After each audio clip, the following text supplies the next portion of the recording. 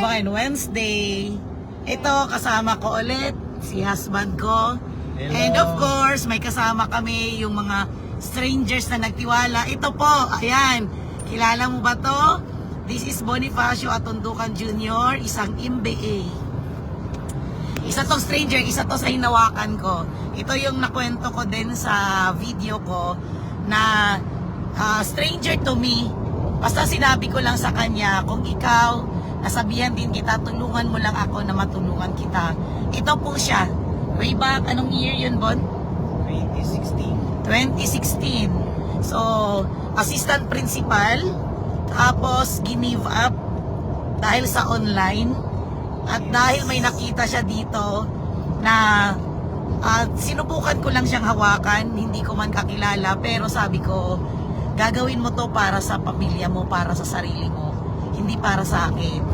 So I'm very grateful and thankful sa kanya because this time si Bonnie po, one of the Millionaires Club, one of the top earner, one of the local and international travel qualifier, isa na din po sa car achiever, driving his own car, color pula, dahil sa katas ng online business.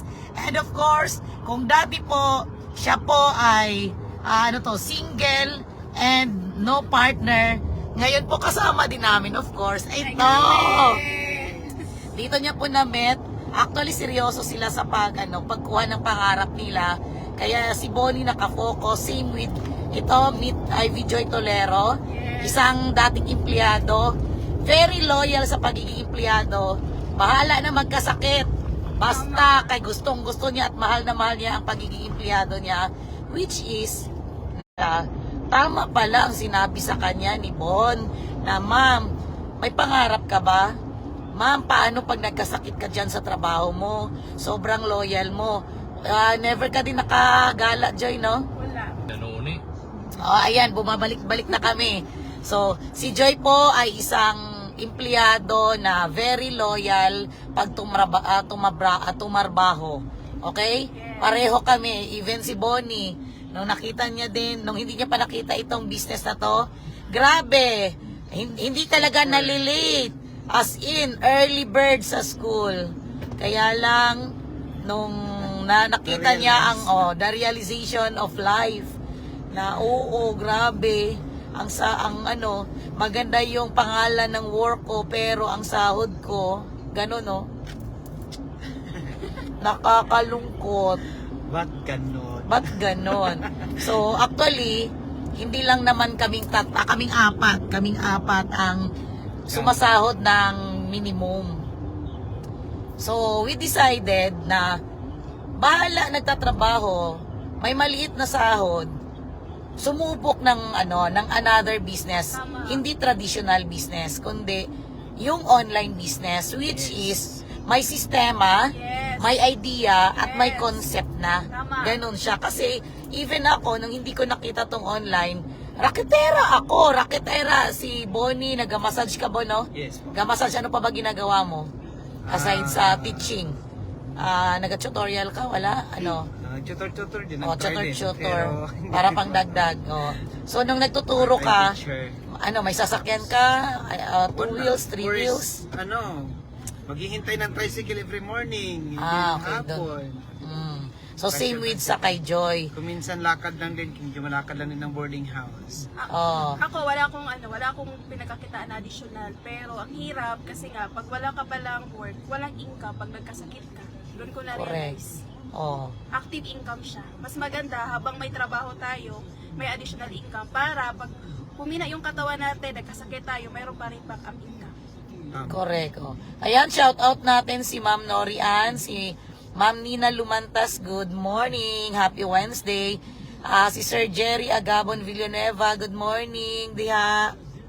So, ayan, so walang masama magdagdag kung kulang na. Okay? So, kahit sabihin natin na okay pa naman yung katawan ko, malakas pa naman ako, huwag ka pong makampante, bawal pong makampante. Yes. Bakit? Ang emergency, hindi po nagpapaalam kung kailan darating. Tama. So, kailangan meron ka ng backup na income. So, kagaya nito, Dati tayo 30s, ngayon naging 40s. Diba? So hindi natin talaga mapipigilan yung oras. Kailangan meron kang ginagawa para sa magandang future natin, which is the passive income. Yes. Tama? So actually, biyahe kami ngayon going to Tacurong City. May imi-met kami sa ano po to, na-met ko sa Reels. So, magkikita kami in person. Ganun po kaganda yung online. As in, ganun Yes. kaganda ang online. Then, actually si Joy, ayan, kahapon gumawa siya ng Reels. So, Yes. ano din, ilang beses din siya nagpaulit-ulit, sabi, ulit, hindi ramdam, hindi ganyan, ganito, ganyan. Alam nyo ba, tuwang-tuwa niya ngayon. Hindi pa po umaabot ng 24 hours yung ano niya, pinost niya na video. Ilan na ba ngayon ang ano mo, ang views mo? 22,000. Oh, see? 22,000 views, mga strangers po. At may mga nakausap na siya, nag-how na, interested ako. So sabi ko, welcome, o mahihirapan kang mag-reply sa kanila. Ganon Kasi siya. may problem. Yes. Hi, Jean Irajel. Hello, Marivic Dinglasa. Ibe. Good morning. Ayan, sa lahat po ng mga nag-follow sa akin at saka mga nag-share po, nakikita ko po, shinare nyo po. So, di ba, relate na relate tayo, mga may traditional business, mga nagninegosyo or mga empleyado na wag nyo hintayin na maubos or yung walang-wala, drain ka na sa sahod or puno ka na ng utang bago ka maghanap ng ano ba yung pwede kong idagdag, ma'am. So sa lahat po na nagme-message, hindi ko po talaga kayo kayang isa-isahin sa sobrang dami. As in, sobrang dami, araw-araw may nagme-message sa akin. Pag message nyo sa akin, tapos pag naka-reply ako, mas maganda po tawagan nyo ako para diretsahan tayong mag-usap. Yun po yung ma-priority kong makausap. Basta number 1, seryoso ka na gusto mo talagang gawin tong online na to, na may kasamang may kasamang free trainings at saka you are willing to learn. Okay? Tapos ito sila ang mga resulta ng online namin na stranger pero ngayon kasama namin, 'di ba? Kasama sa travel, sa galaan, sa kainan, sa tawanan, sa iyakan. Tama. Basta ang pinakamaganda talaga ngayon, do the online. Okay? Pwede ka mag-online selling. Depende sa'yo. Pero pag wala ka pang idea, wala ka pang naiisip, tapos pagod ka na sa sitwasyon mo, ay nako, gawin mo tong ginagawa namin. Basta hindi po to investment. Negosyo ito na may gagawin ka, free trainings. Yes. Okay? Yes. So, ayan, kaway-kaway. Ayan, okay, Bonnie. O, sige. Sa lahat ng mga nanonood dyan, huwag kayong mahiyang magtanong. At the same time, try nyo. Kasi sa totoo lang, hindi naman masama yung mag-try tayo as long as, di ba, legal, moral, ethical ang negosyo na papasukin. Correct. Kasi Yes. ako, sa totoo lang, nandun din naman yung duda ng umpisa. Pero pagdudahan natin yung duda natin. Kasi kung sa isang taong walang-wala na, ano pa bang mawawala pag nag-try tayo kung maliit lang naman ang puhunan na Tama. kayang gawa ng paraan.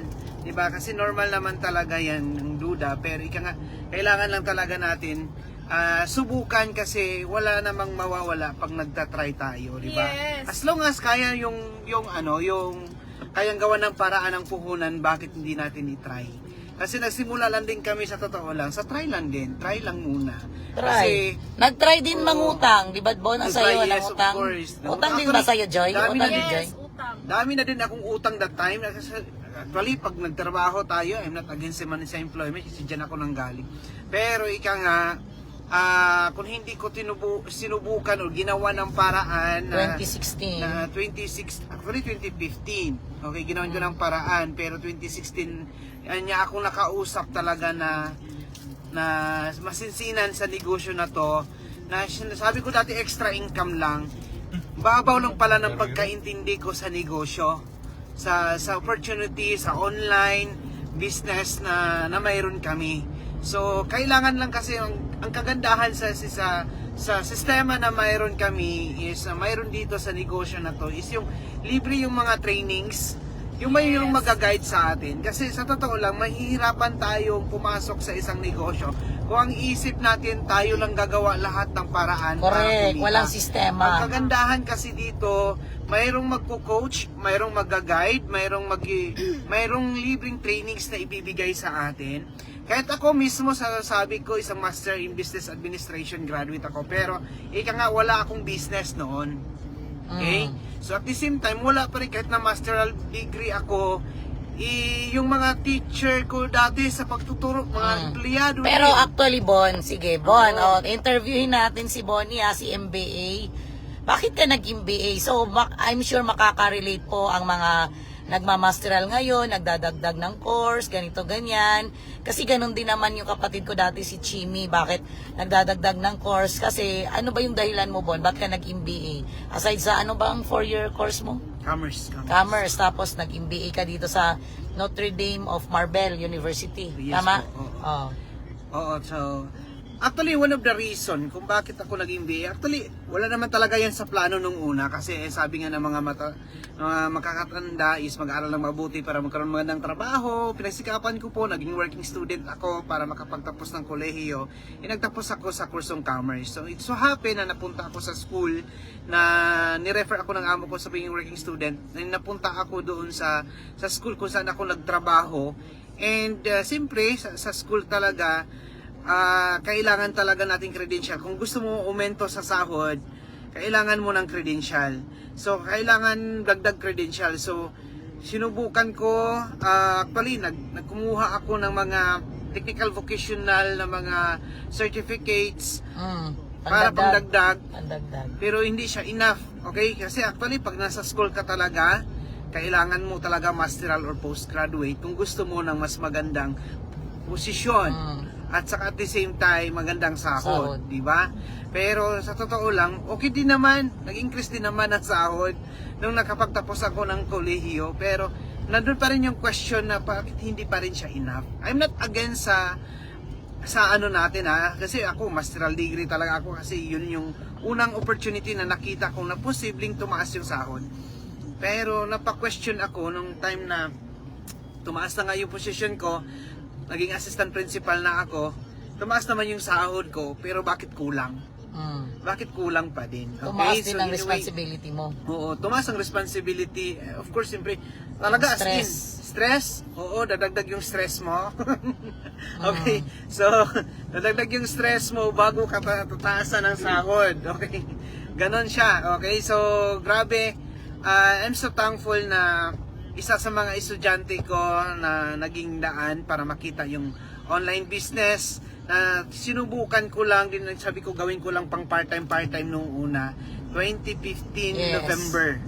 Okay, Ito yung place, dinadaanan namin ngayon. Yes. Ito yung place na Coronadal City. Coronadal City. Dito ko po nakausap yan si Bonnie. Gi-ano ko siya, gi-one-on-one ko siyang kinausap. 2016. Ayan, okay. Ah. So, yung ano ko, yung estudyante ko na yun, kaway-kaway dyan, si Ma'am Glyzel Doliano. Okay, si Ma'am Glyzel Doliano, taga Barrio 5 ba nga siya, yung estudyante ko sa NSTP na subject that time na nagtuturo pa ako. Pero grabe ang naibigay ng opportunity na to. Kasi 2016, nagawa ko pong mag-resign sa trabaho. Wow. At nag-full time dito sa negosyo na to. Amakin nyo po, after 2 years kong nag-full time sa negosyo na to, nagkaroon pa ako ng sasakyan. Yun. Not to brag, but to inspire. Okay? Na kung ikaw mismo ngayon, takot kang sumubok, why not lakasan mo yung loob mo? Kasi ako, sinlakasan ko lang din yung loob ko. Sabi ko pang part-time lang. Pero ngayon po is bread and butter na po talaga. Actually, hindi na po ako nakabalik sa employment. Okay? Nag-enjoy na po ako dito. Dumaan ang pandemic, nandito pa rin po ako sa negosyo na to. At the same time, big help po talaga kasi dumaan kami sa tawag nito, yung pagsubok ng buhay na yung tatay ko is na biglang na bedridden. So, I'm so thankful kasi ako po yung nag-alaga at the same time yung online business na to, yung online opportunity na to na pwede mong subukan, ang laking tulong po sa akin kasi nakaya kong kumita kahit nasa bahay habang ibabantayan ko yung aking mga magulang. Correct. Okay? So baka ikaw ay naghahanap din ng ng tawag nito, kagaya niyan, di ba? Extra Side hustle, extra negosyo. income. Wag kang magatubiling mag-try, wag mong magatubiling tawag dito, Message. mag-message. Lalo na sa may-ari ng nag-live na to, okay? Kasi siya din po yung nagme-mentor talaga sa akin. I'm so thankful talaga, grabe, grabe. Basta, iba ang naibibigay yung tipong mayroong magtuturo sa'yo. Kasi sa totoo lang, total stranger. Pero, alam mo yung tipong tuturuan ka kung paano ka magiging Magtiwala ka lang. successful. Magtiwala Kailangan ka lang, magtiwala. magpag-guide ka lang And of talaga. course, siyempre, sa mga nakakilala sa akin dyan, kilala nyo ako. Okay? So, kung ako nga nagtiwala sa stranger, di ba? Oh, how much more kayo kilala nyo ako. Correct. Okay? Oo. So, ayan. God bless po. Thank Maraming you. salamat sa interview, Ma'am Angie. Thank you so much, Bonnie. Actually, maalala ko, si Bonnie, nung nagsimula siya, pagbigay niya sa akin, kasi sobrang busy as a teacher, ako talaga kumuha ng payment niya to start his online business. So, meron din siyang mga, pinaano sa akin, pinadiscusan ng mga co-teacher niya. Yung mga, so, kung bakit ko kinukwento sa inyo, kasi, ang pagyaman or ang pagkuha sa pangarap, hindi madali. 'Di ba? Kung sabi nga natin, 'di ba? Mahirap nga ang maging mahirap eh. So mahirap din maging mayaman, pero pumili ka kung anong hirap gusto mo. 'Di ba? At least sinubukan mo. So, 'yun. Hanggang ngayon, yung mga nakausap namin sa first na pagtiwala ni Bonnie sa akin, ang good news, wala po sila hanggang ngayon. Hindi po namin sila kasama, pero kung ikaw, hindi mo kilala si Bonnie, si Joy, alam nyo, strangers are the best business partner. Puro po mga strangers ang nakakasama namin. Itong dalawa sa likod ko, they are strangers. Nagpa-guide, nagpahawak, di ba? So, ayan na, nagkakaroon na ng resulta. So, kung ikaw seryoso may kapital, pero wag mo titingnan ang ilalabas mo. Tingnan mo paano ka tutulungan ng negosyong ito para makapag-start ka na, message ka kaagad. And, kapansin ka lang kasi sobrang dami nyo talaga. Hello, Uncle Nonax Martinez. Hello, Ma'am Farah. Arafol Panteriori. Hello, Ma'am Annalyn Ruiz Cayaw. Shout out kay Ma'am Rodeline Tinaza Natividad. Hi, Mother Nining Agtas Labuen. Good morning. Ayan. So, sa inyong lahat, wag mahiyang magtanong. Walang bayad ang magtanong. Okay? So, at least you try kaysa never mong sinubukan. Okay? So, God bless everyone.